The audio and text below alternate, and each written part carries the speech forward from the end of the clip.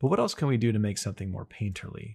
We're going to be analyzing this kind of stuff later on with more master studies and analysis. But real quick, I just want to point out that in any given composition, let's say here's our sphere. It could be a portrait or, I don't know, a prop design. I usually like to pick 3 areas to be the focal point. So we have the first read could be there. Another thing could be over here.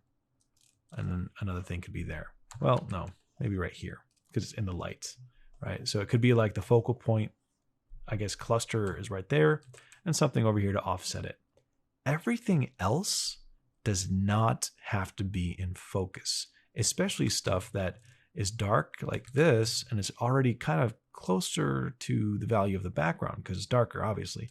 So what I'm going to do as a painter, grab that mixer brush and say, I don't need these edges to be so sharp.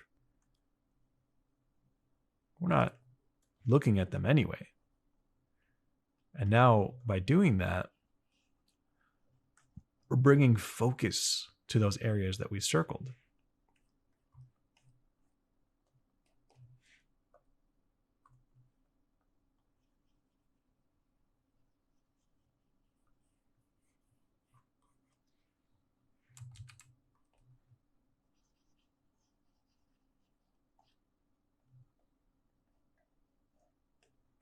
Right?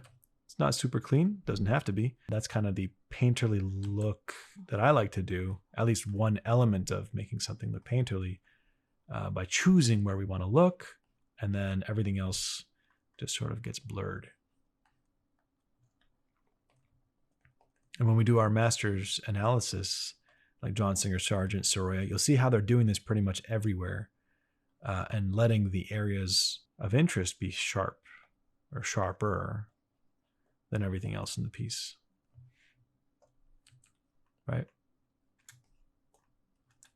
So I'm going to go ahead and do that over here. That doesn't need to be in focus because it's already, again, in shadow. Might as well just obscure it a little bit more. We don't need to let it call too much attention to itself.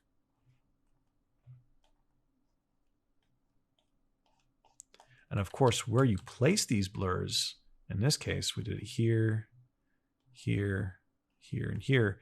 You can sort of create a gestural rhythm of areas that are blurred out. It gets pretty in depth if you really go into it. One of the reasons of why I chose not to make it super accurate is because, well, I planned on doing this anyway. Why bother making it too accurate when I know I want this to be in focus, not everything else?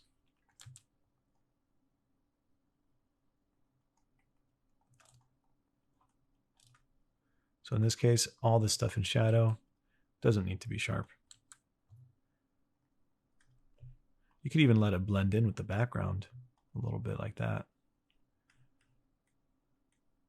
And that, by the way, is what we call lost edge.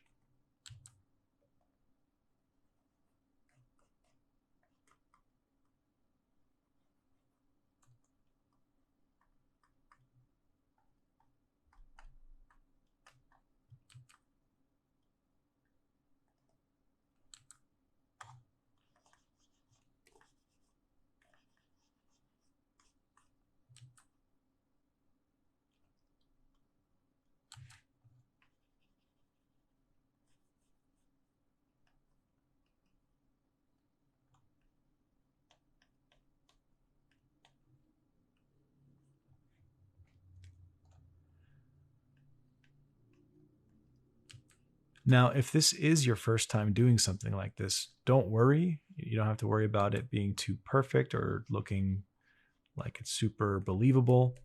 As long as you keep doing it, you'll get used to it and you'll get better at it.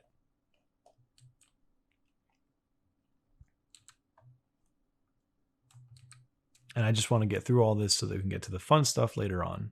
I just feel I can't skip this part because it's so necessary for understanding form for faces and heads.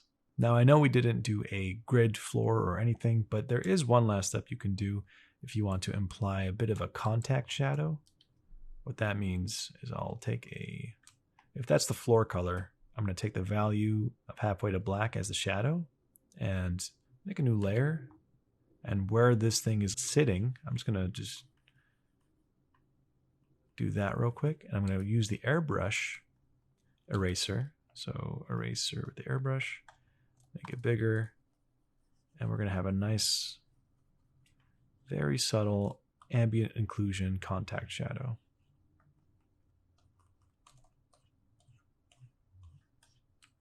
Now when you zoom out, it feels nice and realistic. You don't have to do that, but it is one extra step that you can do to make it look and feel a little bit nicer. You could also use the lasso tool for that.